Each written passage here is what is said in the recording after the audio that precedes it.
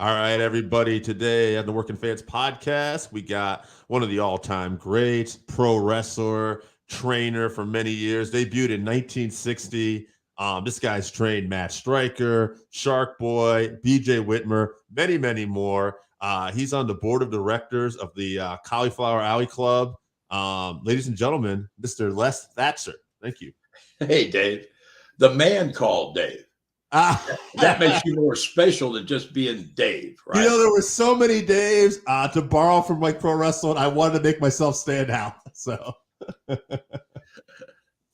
Les, man, I guess I want to start off like, you know, so many of these guys I get on and not to make you feel older, but I ask them, what was your fan? What was your fan? And they tell me like, oh, The Rock, Stone Cold Steve Austin. I'm guessing you had some different people in your fandom that really hooked you, and I'm kind of curious who that would have been. My childhood idol was Nature Boy Buddy Rogers, and I wanted to be Buddy Rogers. When I was a kid, I practiced strutting like Buddy Rogers, right? I wanted my mother, when I was about 10 years old, to bleach my hair. And of course, she wouldn't. Now I don't have to worry about bleaching it. God has done that for me. But I think back and I realized she did me a favor because in 1950 or 51, me to be on the schoolyard with my hair bleached, I'd have been in a fight every day. I probably wouldn't be here to talk to you. Yeah, I can imagine. You would have been a great heel already, though. I would have been something. I'm not sure why, but I would have been something. Oh man, that's funny. It's actually really interesting that as a young person, especially in that era, you were attracted to like the villain though. That's very interesting. Oh, I was a sports. I mean, I played first played organized sports at age 7, baseball, you know, and then got involved basketball, football, wrestling, got into drag racing when I was 15 years old, drove on a racetrack before I had a driver's license to drive on the street, for God's sake. So I've been an adrenaline junkie, I guess, most of my life. Yeah, absolutely. You know, just before we did this too, I was listening to this video on a comedian who didn't make it for a while and he struggled and they called it, and he eventually made it. They called it the starving artists thing, where a lot of people have to go through like these hard times. Do you feel like you know that was the case with you too sometimes in wrestling? I'm jumping a little ahead here, but no, it's all right. It's fine. Well, you know, I don't know that I ever actually starved. Yeah. Sometimes I thought maybe I should have, but no. You know, I went to Boston. I broke into the business with Tony Santos in Boston. I was 19 years old. I lived in a $10 a week rooming house. And my first payoff, my first match was July the 4th, 1960. I wrestled twice, singles match and a tag. I got $12. So I wasn't completely broke. I had $12. But you know, the truth is, picking up 15, 20 bucks, 25 bucks. Now for a 19-year-old kid living relatively cheap, if I was making, say, 125, 150 bucks a week, that's more than a lot of, you know, people working a 40-hour week were making back in 1960. So it was, but you know, the business back then, I mean, it was territories were up, they were down. And that was the great thing about being able to move around. Business fell off one place, you picked up the phone and called around to see if you could find another. But yeah, but you know, there were times that, you know, I remember the rooming house when I watched the Patterson documentary that WWE did. He stands in front of that house. It's 72 Westland Avenue in Boston. And I'm looking at it, watching him stand. He said, "This is where I lived." I said, "Oh my God, this is a 6-figure condo now, right?" And all of us were living there for $10 a week. So, it's crazy. I was just talking to I was curious. I just compares to you. I was talking to my girlfriend Sunday the other day. He's only 10 years old. And he's asking me, he's telling me what he wants to do. And he's thinking about like, oh, I want to be a video game tester. I want to do this. And then he just says to me, I want to make a good paycheck. And I said, hey, there's nothing wrong with that. I said, but try to find out what you love. Like I'm learning that now. Like I want to do what I love and Yeah. concentrate on that. Did you know that early on? Because you got in wrestling kind of. Well, I'll be honest with you, Dave. There was a point between wrestling and drag racing, right? Yes. And I did both up until 1966 when I realized I had to make a choice, right? Because the way it worked, obviously, racing is in the good weather, good summer. So no matter where I was wrestling, I would have get back to Cincinnati in the spring. My dad and I'd get the race car ready, right? But I was still wrestling in like Ohio, Michigan, Indiana, Kentucky.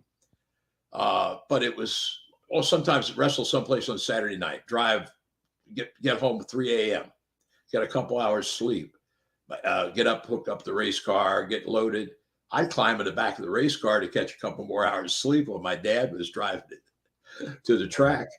And, but if we had have gotten a full-time sponsor for the race car, I may have gone that route, but we never did. Right. We did well with the car, but we never had that sponsorship where it would have been our full-time business. Right. So in 66, I realized the choice had to be made. So wrestling it was. And I never looked back. I still watch drag racing. My palms get sweaty, right? I want to get that car and go. But yeah, wrestling is who I am. It's what I do. And it's what I have a passion and a love for. That's the bottom line. Absolutely. Now, you mentioned you were trained by Tony Santos. For a lot of people who may not know who Tony Santos, maybe could you give us a little insight? Tony was actually a promoter. Okay. See, realize back when I broke in, kayfabe was very much in vogue. It was the business was a closed shop. And so this is what I wanted to do. I want to get in professional wrestling. How the hell do I do that? I don't know, right? You talk to a referee, you say, hey, kid, you need experience. Okay. And where do I get that experience? You can't buy it, right? So, after a couple of frustrating years, I picked up a Wrestling Review magazine. Back then, there were probably 7 or 8 monthly wrestling magazines on all the newsstands. And so anyway, Wrestling Review had a story on Tony Santos, who was training aspiring young athletes that thought they wanted a career in professional wrestling. And actually, it was the very first wrestling school. $300 is what it cost me for 6 months. And of course, when I saw this in the magazine, I thought, wow, this is it. So I wrote them a letter, and they sent me back a trifold, which I still have, by the way, and gave me the whole story. So in February 1960, I got on a Greyhound bus in Cincinnati and went to Boston and started my training. And the rest is history, I guess, or somebody's history. But, it was, they didn't smart, when I train people now, or we talk about being smart to the business or getting smartened up, I said, well, I started training in February, had my first match in July. When they smart me up? July the 4th. Yeah. Yes, sir. Well, the first couple of weeks, they just sort of handed me my ass, right? Yeah. To see if I was going to stick. I knew it wasn't going to be easy, right? I didn't expect it to be a cakewalk or anything, but had no idea what. But their deal back then was, we're going to push you, test you, because if you're not sticking, we're sure not going to smarten you up to the inside workings of this business, right? So a few bruises, and 6 months later, I earned my stripes. And the funny thing, on the morning of July the 4th, one of Tony's sons came over to my room. The rooming house was just across the street from the gym. And he came over and said, Dad wants to talk to you. And I'm thinking, it's 4th of July. It's a holiday. I must be in trouble. I'm calling the carpet or something. So I went over I was a little bit nervous. I didn't know what was going on. Sit down. He said, well, we've worked hard. You've worked hard. I said, today is your day. And he said, you're going to have your first match. I don't know what I thought, honestly, at that point in time, right? But anyway, he said, go back, get your bag packed, because I already had boots, jacket, tight trunks. Get your bag packed, come back. Your ride, we'll talk until they get here. So basically, that's when he started the smartening up process. How they actually taught us to work back then, Dave, without actually saying it's a work, Right. was, I mean, they had us down on our fours, shooting with each other, and some of the coaches would get in and work with you. But sometimes he'd say, "Okay, you guys, I want you to go through holes, have a little match, but since there's not going to be a winner or a loser, nobody's getting paid. Put the holds on, just don't apply pressure." Mm. So they were actually teaching us to work, Right. in that respect. So Tony that morning said to me, he said, "You know how they have you go through the holes without applying pressure?" "Yes, sir." "Well, that's what you're going to do today." And then from Boston to Blue Hills, Maine, I don't know exactly, maybe 250 miles. I don't know. There were 3 other wrestlers on this card. Joe Sasso, who was driving. Joe was a football player from Boston College. He wasn't that long in the business either. Cowboy Ronnie Hill, who had come into the gym, as helped with the training. Ronnie was an old carnival shooter and the first match I ever had in my life. And Bull Montana, who I bought tickets to see in Cincinnati when I was a kid, right? So between Boston and Blue Hills, Maine, my education got stronger, right? So they're laying it out for me. But, realize back then, this was Spot Show for the 4th of July celebration. The ring was set up in the middle of the racetrack at the fairgrounds. And so in shows like that, they sent 4 wrestlers for 3 matches. And it was like Ronnie and I worked the opener. Bull and Joe worked the second match. Then Joe and I came back against Ronnie and Bull in the tag main event. And when you tell these kids today, we put in at least 2 hours with 3 matches. No way.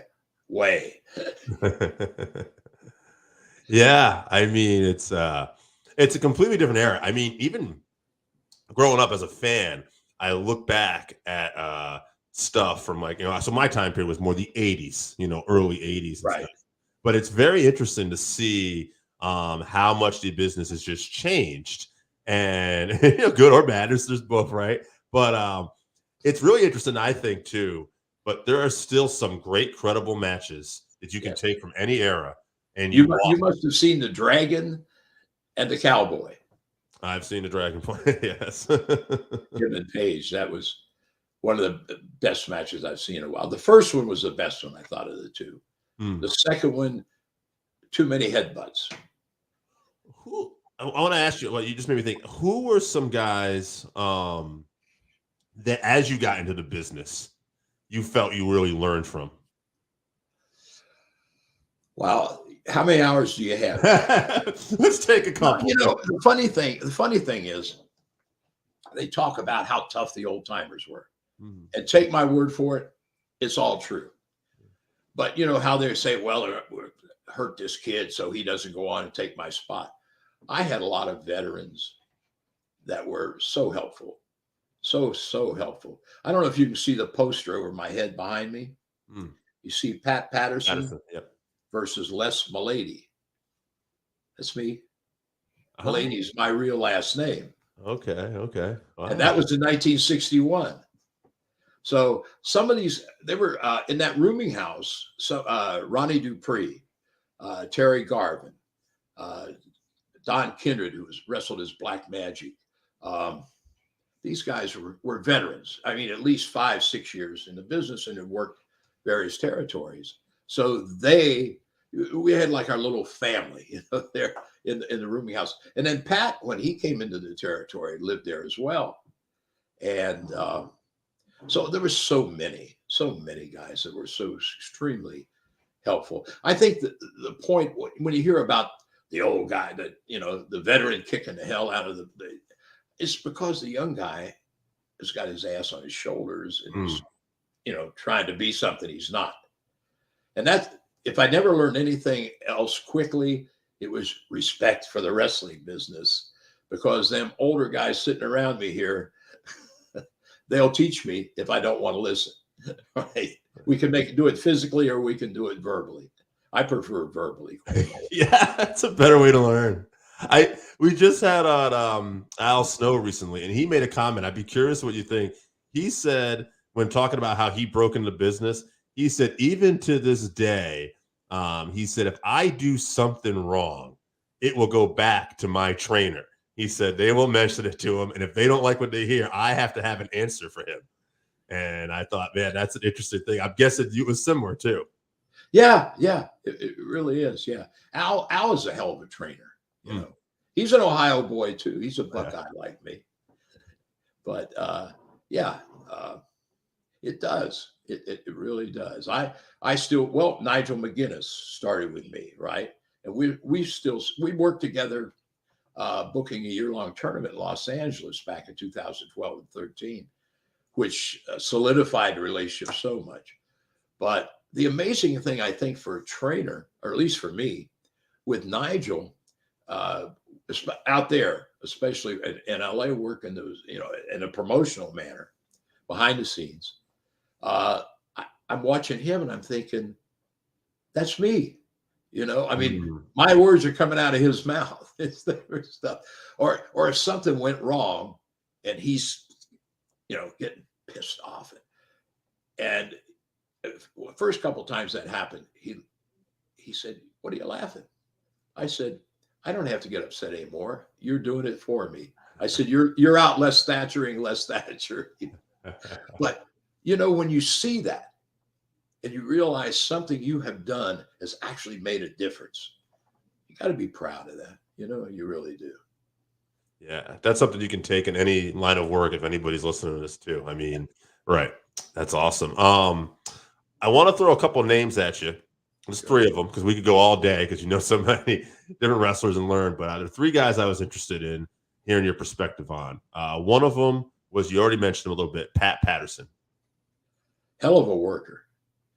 He was that, damn near that good in 1961. In Boston, in that territory, I got a chance to work with him 3 or 4 times.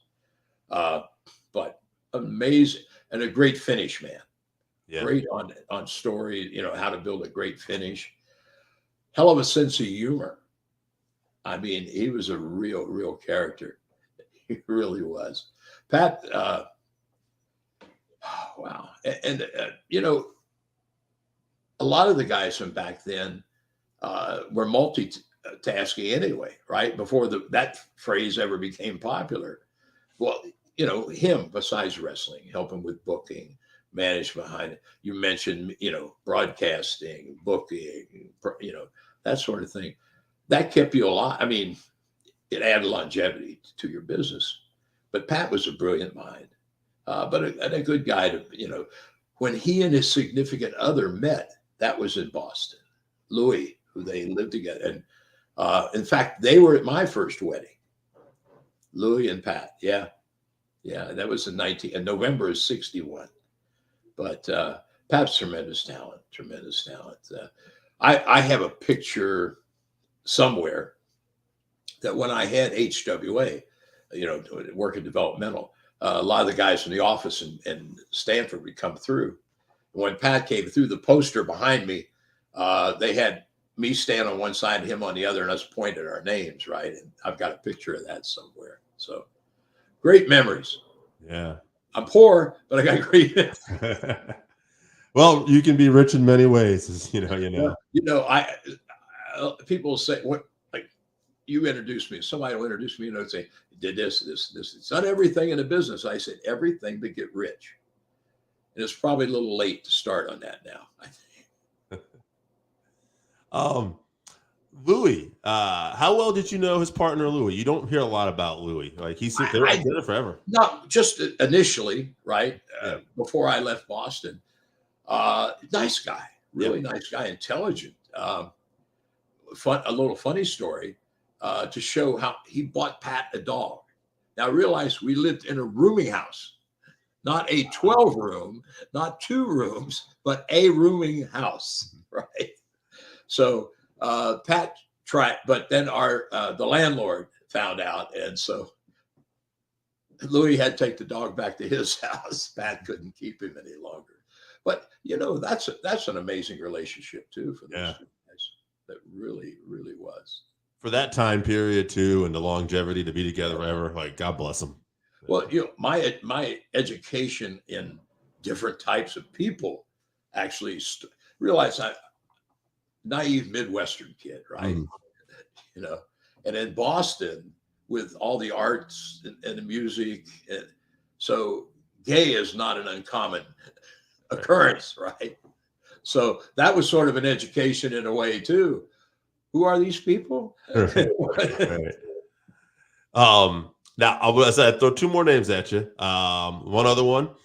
We had talked about, you had mentioned reference the tough guys from the old territory. One guy I think that's synonymous, we always hear with tough guy, Harley Race. Yeah, I'd say. Dear friend, I miss him still. God, yes. Harley and I first met and wrestled each other in 1963 out of the Kansas City office. Harley was 19 and I was 22. And we became friends. And of course, then later we did the training camps together, the super camps with Steamboat, the three of us, started Elite Pro Wrestling training. And when Harley first did the NOAA week-long camps at his school, I was one of the coaches there. Now, Harley and his wife spent time in our home. My wife and I spent time in their home, family, through the business. Harley, you're right, pushed the wrong buttons, and he was as lethal as a rattlesnake. But underneath that, he was a teddy bear. He was a lovely, lovely person. I have a statue in my living room. I can't show it to you, of James Brown. You know who James Brown is? Oh, yeah. Yeah, okay. And it's battery operated. It has, I forget the song on it. I haven't played it in a while. That was in Harley's office in Eldon, Missouri, And I said, oh my God, because I knew Harley wasn't a fan, right? I said, and I'm a big R&B fan, love R&B. He said, get that down. Take it. Take it. He said. But yeah, just a super, super guy. Well, you talk to any of the kids that trained with him, they realize you didn't want to step on his toes or make the wrong move. But if you were doing what you were supposed to be doing, he was a sweetheart of a guy. He really was. Extreme talented. I say a dear friend. And I'll tell you the truth, over a lot of the guys you're talking over the last few years, I told a young friend of mine here a while back, I'm almost out of tears, because the camaraderie that we had in the 60s and the 70s, it's not the same today. I mean, I'm not getting into I'm old school and you're right. But it's not. It's because it's a different era. Back then, we had to cover each other's back in the ring, right? Because there were riots. People got cut. Fans want to jump in and fight. I mean, pull guns and all sorts of crazy stuff. So regardless of you're wrestling this guy, you got his back and he's got yours, right? And of course, you don't worry about that much anymore. I don't. You may find a drunk fan that wants to run into the ring, but nobody's going to start a riot over the heel beating the baby face in an illegal manner. But that was the way it was back then, But if you'd have seen Harley in his home in Eldon, I've told this to a lot of people. I mean, you see Harley and you see the big guy, and you've heard the tough reputation, and he had a little Chihuahua that would jump up and sit in his easy chair with him and snuggle down between the arm and Harley's hip, right? And Harley'd sit there and pet that little dog. And I said, the guys who are scared of him need to see this, because believe me, it's the other side of the coin completely. Yeah. I mean, it's interesting that this day too, the people he worked with, even I'll take Trevor Mundoch and Nick Aldis on NWA had a feud a while back where they mentioned Harley. You can see the passion coming out in the Trevor. Trevor used to train with us at those week-long camps in Eldon. Here's the crazy. I don't know if he still owns it or not, but there was a restaurant bar in Eldon that we all would go to at the end of the day, right? And Trevor bought that bar a number of years ago. Now, I don't know if he still owns it or not, but he did for a while. But yeah, Trevor, I was glad to see Trevor get the shot with the belt. Yeah. To be honest with you, checking that midsection, he moves pretty damn well for a fat man. He does. When I first saw it, coming back, I thought, Trev, think maybe need to dump a pound or two. He gets around pretty damn good. He's a good kid too. Good kid. Yeah. And I'll say this too. It wasn't really planned, but one thing about that particular thing, and like those guys being more old school, I thought that was one of the first times, and it's not, not AEW, it's not a made, but I thought it was one of the better stories that was told. It really kind of reminded me a little of like a Dusty Flair type thing, almost a common man. Yeah. Well, here's the crazy thing, Dave. Let's be honest about it. I'm not going to change what's going on in the business today. And I'm not going to tell you I think it's the greatest thing that's ever happened, because I don't. But some of the silly storylines or angles, nobody believes. I'm not sure the value of that, because the values of storylines, or as we call them, angles, is to bring you into the building, right? Not necessarily make you stay home and laugh, but to get you into the building. And it's not that hard a job. And I honestly, I don't expect the business to go back. That has never been on my mind. But if I had a large national promotion today, let's say I'm going to have a 2-hour TV and I'm going to put 8 matches on. 4 of those matches are going to be wrestling matches. Like I just mentioned, the Dragon and the Cowboy, right, from AEW. Or any type of good, solid mat work wrestling matches. And then we'll put 4 on that satisfy the circus people who want to see flip-flop, 10,000 dives, 40,000 broken tables, and on and on. But to me, when everybody's a character, when everybody's a gimmick, how does your gimmick stand out? Dusty, when Dusty passed away, several young guys, friends of mine, we talked about it. I said, well, you were, when he was red hot as American Dream. I said, yeah, sure.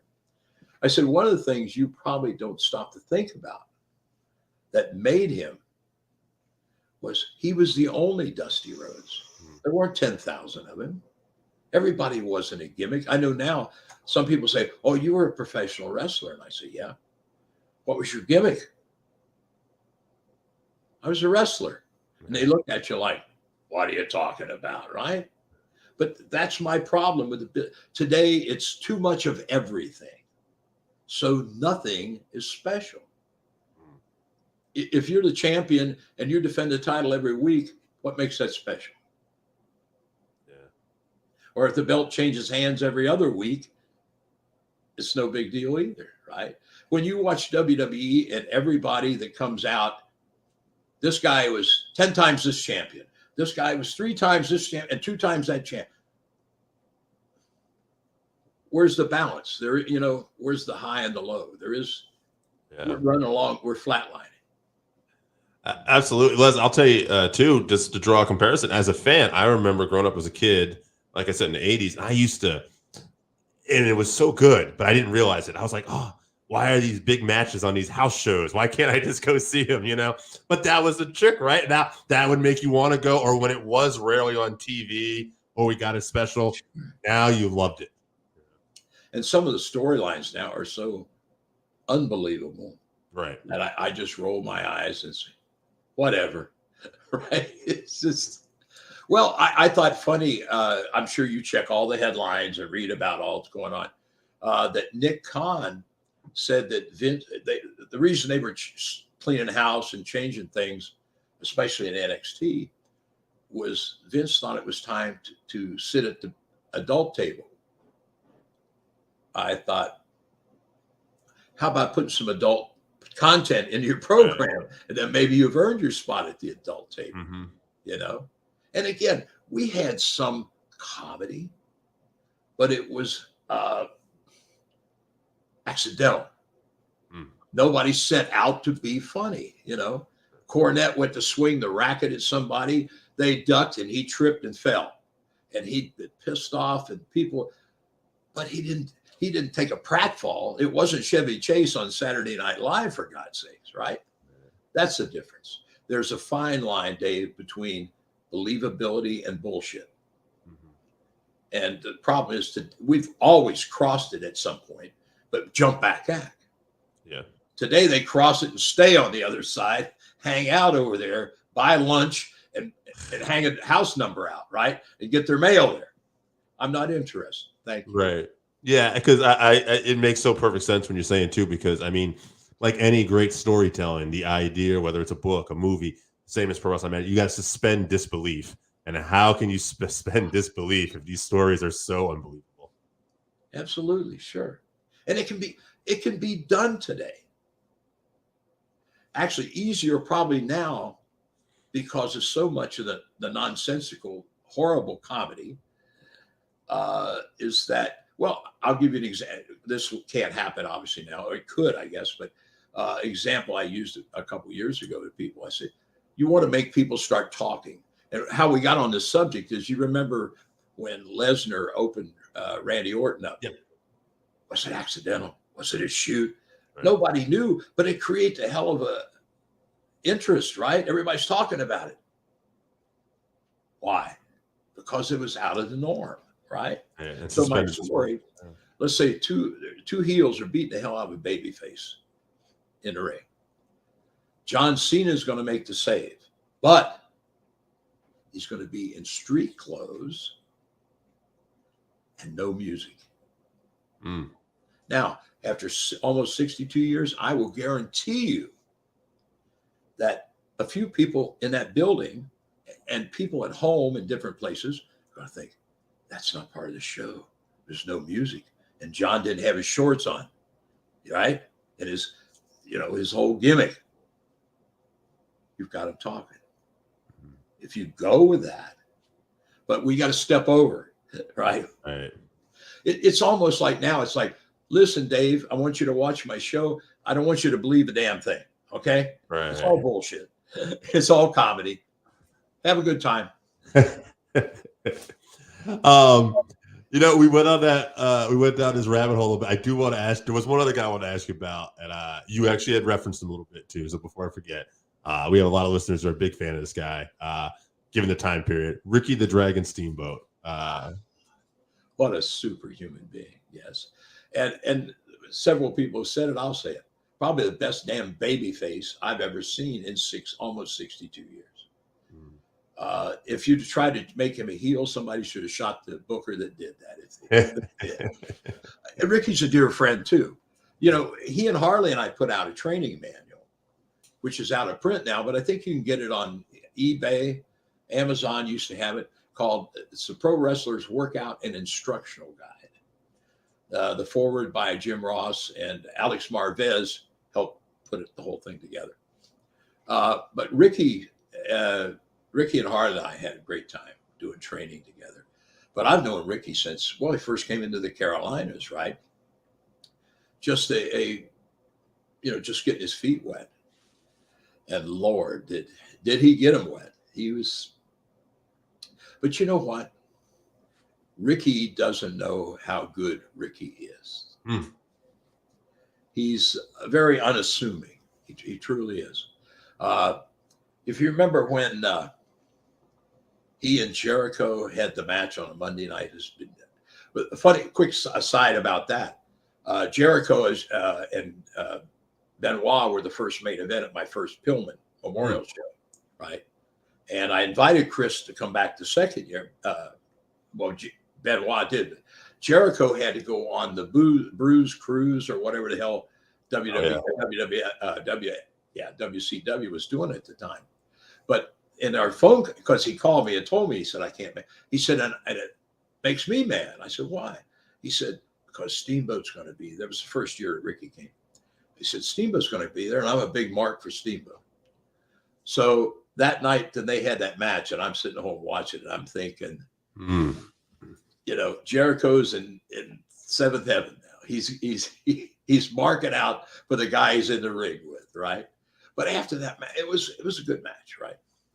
So a couple of days later, Ricky and I are on the phone, and I said, "Man, what you guys had a hell of a match. It was really good. You think?" I said, he said they were chanting, "You still have it. I still got you still got it." I said, "Listen to me, okay? Right this minute, you are a better worker than 50% of that roster, okay? I don't care what your age is. You know more about how to make the people pop than half the guys out there." But yeah, he's well, when they wanted him to come be a producer, right? He had a buddy of his that we were doing camps at the time. He and a buddy of his had a garage up in Mooresville, North Carolina, where they repaired boats and cars. And his son Richie was racing stock cars at the time as well, right? But that we were down at my stepdaughter's in Charlotte, and so anyway, I called, and Ricky's wife said, "Rick wants to talk to you. So you're going up to the shop?" And I said, "Yeah, I sure am." So I went up, and I said, "What do you want to talk about?" He said, "Come over here." He said, "John Laurinaitis called me." I said, "Yeah." He said, "They want me to come and be an agent." I said, "Oh man, that's great." He said, "You think I can do that?" I want to smack him. Right? Can you? I think so. Yes, but that's him. Yeah. He, you've heard the guy who doesn't know his own strength. Ricky doesn't know his own talent. He truly doesn't. But he's a gentleman. He's a class act. He really is. Love him to death. Love him to death. Les, I wasn't going to mention. I actually forgot about this when you mentioned that Pillman Memorial Show. I grew up a big Brian Pillman fan. What was your relationship with Pillman? And was it you or who was involved with putting on the Pillman Memorial Show? Well, that was my brain aneurysm or whatever. Well, we're both Cincinnati boys, right? Yes. Go Bengals, by the way. They at least got to the Super Bowl. I was with you. on that one. I wanted the Bengals actually. They would have talk about great stories, right? Yes. They weren't even expected to win their division. But anyway, when Brian started wrestling, I wasn't even at home. Like my mom or my dad, somebody sent me some clippings because they were doing, local boy, played for the Bengals, going to be a pro wrestler. Okay. So when I came in off the road in 1985 and moved back to Cincinnati, I started working with bodybuilders and John Pro Performance. John has a line of supplements and training regimen, but we work with professional and amateur athletes, right? And a bodybuilder that I knew there was growing up with Brian, but I had never met Brian at the time. But of course, people say, "Brian Pillman, Cincinnati, you must know him." No. Before I met him, how I got to know about him, this after I moved home, is I might be in the gym on a Monday morning and somebody say, "Hey, you're across the river in Kentucky at the bar the other night. Pillman's in town. You just beat the hell out of so-and-so over there," right? So I met him he came into the Perillo's office, and that's where Brian and I first met. And he sent me a young man to train. But then once he came back off the accident, right, and he was trying to get back in ring shape, he came up and worked out at my place. And talk about frustrating. It was frustrating for me to watch him, right? Because he was trying different types of boots and trying to work out something where he could jump off the top buckle. And I said, "You can keep landing on the good foot, but then it's going to end up being you're going to have to, temper down your offense and just do more, more serious mat stuff."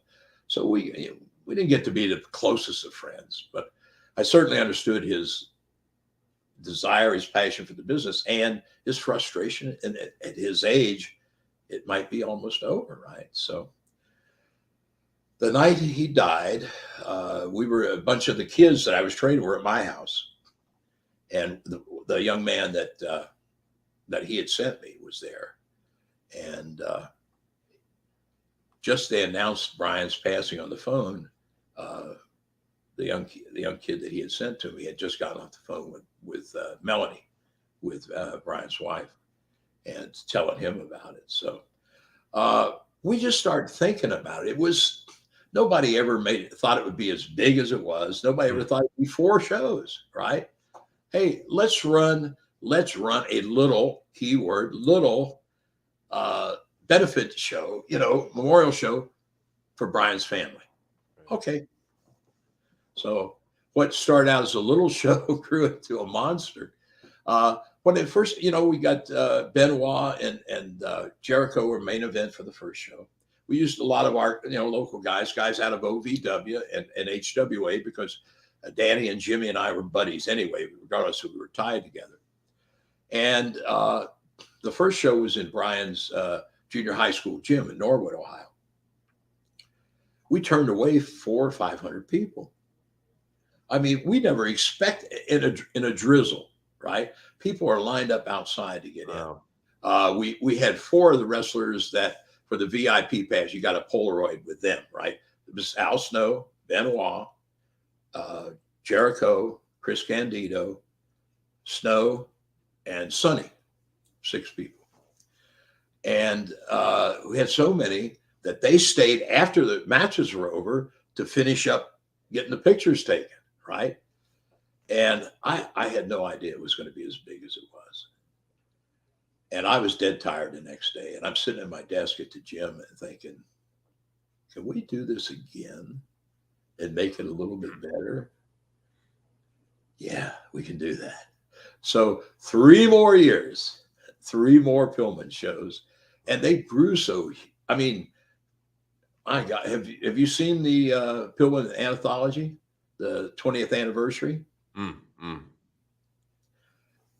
The crazy thing about it, Dave, is these guys showed up on their day off. They could have been home playing with the kids or sleeping or drinking beer and getting drunk, right? And if you watch those shows, nobody phoned it in. Everybody busted their butt to work their butts off. And so the second show became the third show, and the third show became the fourth show. We raised over $120,000 for the family over the 4 years. And I am so proud of the volunteers and the wrestlers. I mean, what an accomplishment. It got so big, we started having a committee meeting for the people that help with transportation and the photo shoots and everything 7 months before the damn show. Every Monday night, we'd get together at HWA for a meeting. And after the fourth one, it was pretty much, well, she had remarried, right? A couple of guys had mentioned that. And some of these guys, Benoit would have been on the fourth one if he hadn't had the neck surgery. I don't know if you've seen the Benoit Regal match from 2000. Yes. That's not a wrestling match, my friend. You've never seen one. Right. That is old school in modern setting. I use it as a teaching tool. A lot of guys do. But man, after that match, I already knew about Pillman, the fourth one, 2001, because I had my title already picked out. Benoit Regal, the return, Pillman 201. And it would have drawn, you bet your ass it would have drawn, right? Except Chris had the neck surgery, and Steve called me and he said, Les, I'll do anything you ask on the show. He said, but I can't have that kind of match with just anybody. Right. And I don't want to let Chris down, and I don't want to let you down either. So I'll come and do anything you ask. I said, I agree with you 100%. So he came as a VIP guest, and otherwise but every year something was special, right?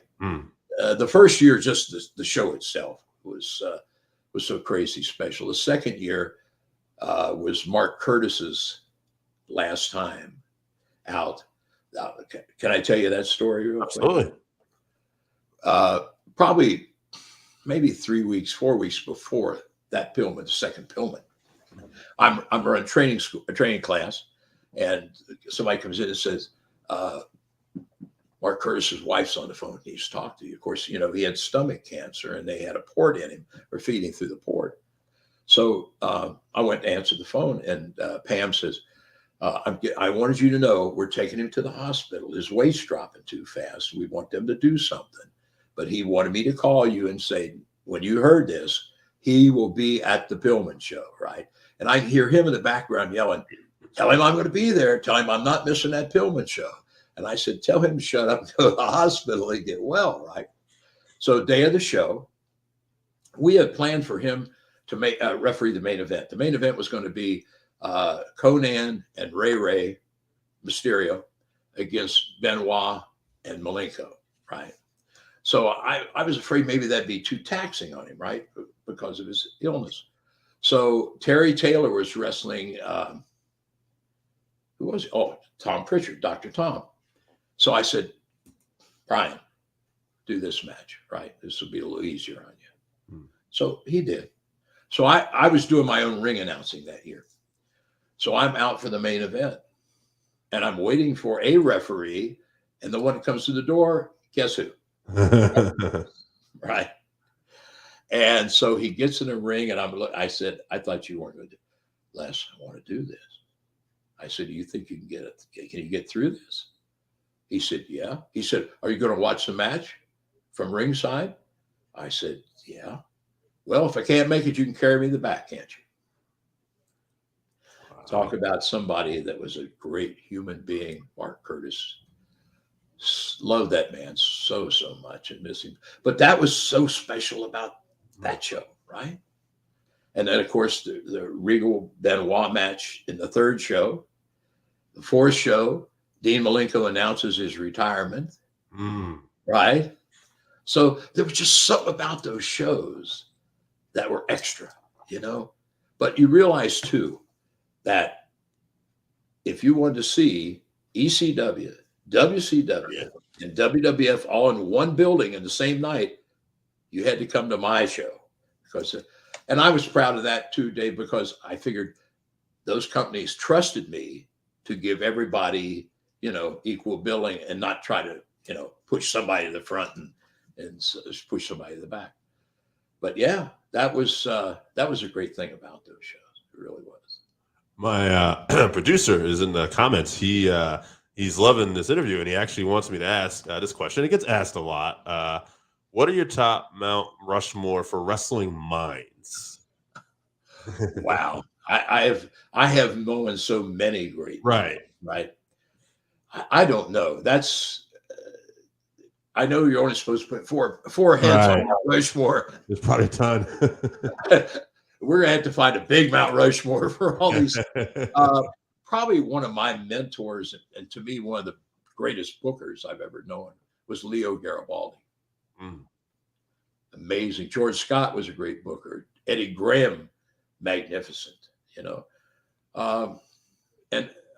all the great bookers had something in common. They were all wrestlers. And now we have a lot of bookers. I didn't say great, did I? And have never taken a bump in their life. How does that work? Yeah. I'm a radio commentator, but I never listened to radio. Right. How do you get that passion, that experience, if you can't pull from it? You can't. And if you've never been in that ring, you really don't know the feel of the ebb and flow of a match. And, I've said to people, if Ernest Hemingway came back from the grave and wanted to write wrestling, would I let him? Sure. But I'd have somebody like Tully Blanchard or Arn Anderson or somebody sit down with a red pencil and say, this is too far. You've gone too far. This is not far enough. Yeah. Because if you haven't done it, you can't. Well, stop and think about the great actors of the movies. If they're going to play a part of someone or something that they've never, what do? They study it, right? Right. So when I hear this guy wrote great comedy for this network, or I don't care. Yeah. If I want to watch great comedy on the network, then he's my guy. It reminds me, I heard someone say recently that when you're coming up and you look back at the great creative ideas, there's usually multiple people actually involved.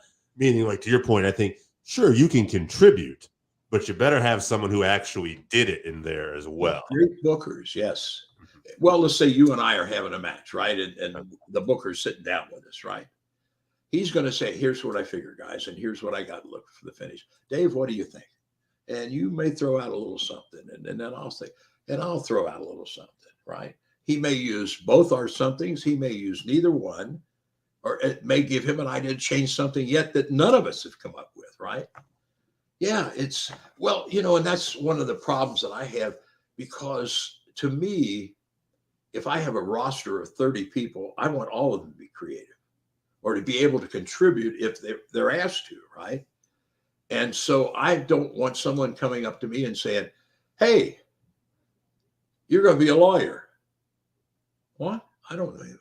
Well, you're a lawyer anyway, right? It doesn't work that way. No. You're going to take the greatest actors or actresses, and you're going to look at what they've done, and you're going to try to book them in the things that were in the same category that they were successful in, that they drew money in, right?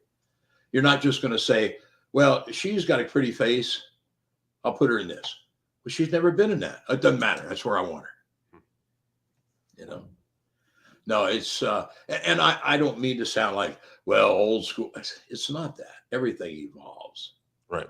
But this business could be so much better.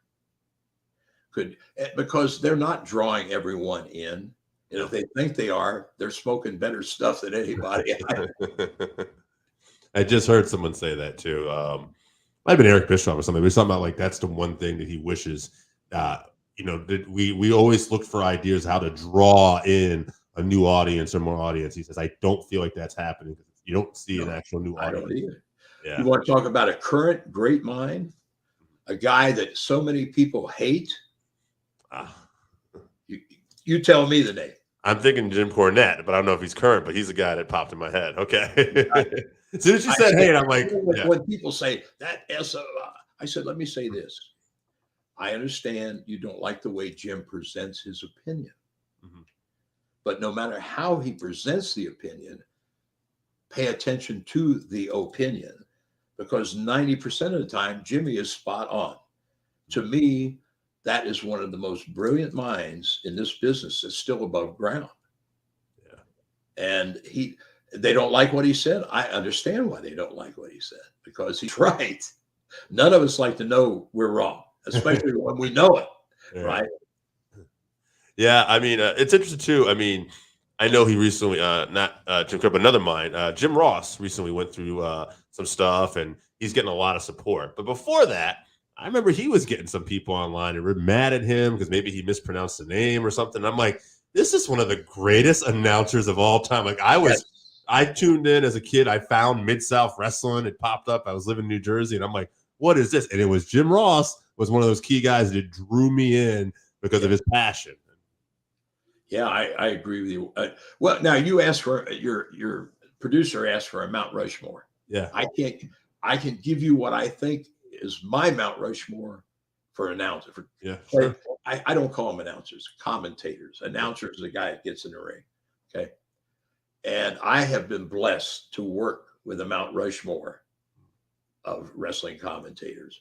Jim Ross, Gordon Soley, Lance Russell, Bob Cottle.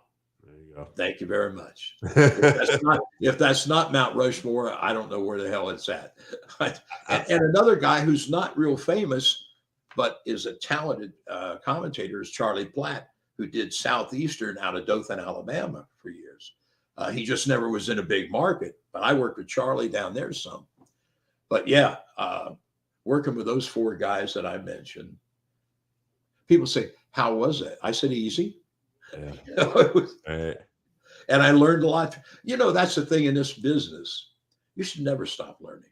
I say, I've been doing this almost 62 years, and I still find ways to improve or see something I've never seen. Some things I see I've never seen, I don't want to see again, but some I think, I want to steal that, So you should never stop learning this business. It's interesting you just said that because I was going to ask you this because right, you always want to improve on something. So even though you broke in at a good time, a lot of people helped you train. You become a trainer. So what were some things maybe you said, okay, I want to incorporate this, or was there something you looked for, something different? It's a whole different way now too, because when these guys come to me or Tom Pritchard or Rip Rogers or whoever, Rudy Gonzalez, they're very smart to the business. They think, but they've watched it, right? And they've talked to people. They're not really smart to the business. It's just an opinion that they have, not the trainers. That makes it tougher, honestly, because you have to break some of their perceptions. You have to. I think a lot of kids today that watch wrestling and get excited about it. I want to be a wrestler. It's all an act. I can be an actor. If you can be an actor that gets hurt, if you can be an actor that understands how to create something, part of it is acting. But I think it's funny too, back in the 60s and 70s when I was wrestling, you'd be sold as somebody, you guys are all actors, right? And you say, no, we're not. And then if they're still alive today and they've watched some of Hogan's movies or some of the stupid comedy on WWE or AEW, they know we're not actors, right? Right. So, but yeah, I think that business needs to settle down just across the board. Yeah. I think here's the thing. You do too much of anything and it becomes commonplace, right? Yeah. All right, are you married? No, divorced. Got a girlfriend, living I girlfriend? do have a girlfriend, yes. All right. Okay. There's a story, but we'll talk after. But anyway. All right. You remember the first time you saw her naked? Yes, of course. Of course you do. Of course you do. We all do. Do you remember the 300th time? Don't bother to answer. I know the answer, and it is no. That's all our answers, because why? It becomes commonplace, right? Okay. How many, before this week is out and you get done watching wrestling, how many dives do you think you're going to see? I thought about this recently. How many broken tables are you going to see? Right. How many of the same spots done over and friggin' over and over are you going to see? So what I just explained about you and your girlfriend are exactly the same about wrestlers and wrestling fans. They watch it, but it's not the same anymore. And then you do it over and over and over. We use the same finishes sometimes, but never in the same town a week later, maybe a year later, or in a different town, right? That's my biggest problem it is so, I hate to use the word scripted, because if it's scripted, a lot of these people can't read, I'm thinking, because if it's scripted, it's not good scripts. And the people aren't actors anyway, and to me, I just want to see a little more, again, like we mentioned earlier, I want to draw Dave in. I want I want him to say to it, man, you should have watched that.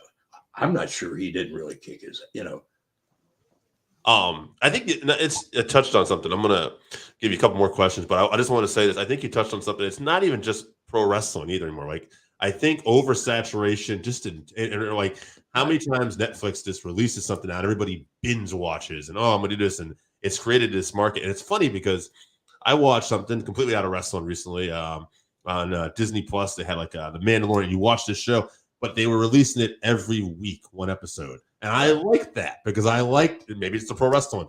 Draw me in, make me wait a week, build that anticipation up. That's what I enjoy. I don't want to watch all 8 episodes in one day. Do you watch TV dramas? Sure. Have you seen Yellowstone? No, that's one I've been meaning to check out, though. Okay. Get on it, boy. Okay. Did you watch Justified? Yes. Love Justified. Raylan Givens, if I was running a promotion, found the right guy, he's going to use that gimmick as his baby. He's going to be my head baby face, and I want to use their theme music off of Justified. I just thought that was great. But you stop and think about it. He's the perfect baby face. Right. He made his comebacks. He sold. Right. He had his ups. He had his downs. He was never Superman, and he always And why do you keep going back every week? Because they leave you wanting more, Right. right? It's amazing. The older I got too, is I was telling someone like how much like real everything else going on is like pro wrestling, from politics to, you'll see certain wrestlers, not wrestlers, but certain people maybe in basketball or football, you'll see them starting to play like a character almost, or doing something, or Conor McGregor in the UFC. MMA is a great example of it. You see these, and even boxing, you see these different people trying to get over what they're saying in interviews. And I'm like, man, everybody used to tell me wrestling wasn't real. Bullshit. Wrestling's real. It's everything else. It's Yeah, exactly. Sure.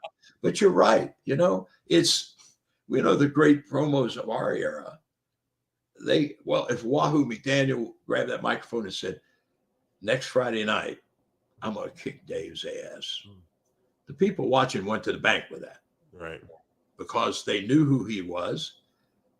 He projected that. They believed what he was saying. And if you didn't believe any of it, I know him personally. He would have kicked your ass. He was capable. Talk about some of the baddest, serious, bad, tough guys. That was one too, right there, Wahoo. But yes, some of these promos are, they're mouthing somebody else's words. Right. That's the problem too. Some of those kids that are bad promos now on any of these shows are I shouldn't say bad, or just, average or mediocre. If you cut them loose, some of them may be the next Jim Cornette, the next, Rick, whoever, but if you're putting words in their mouth, and that's what they're doing, they're saying your words with your passion, basically. Right. Right. And it's I think too micromanaged and too, programmed or written, right? Mm-hmm. Improv is what this business was made about. That's the beauty of it. That's the passion that comes out, is when not recently, but Cody Rhodes, you mentioned Aldis earlier. Yep. The match that Rhodes and Aldis had for the NWA belt. Okay.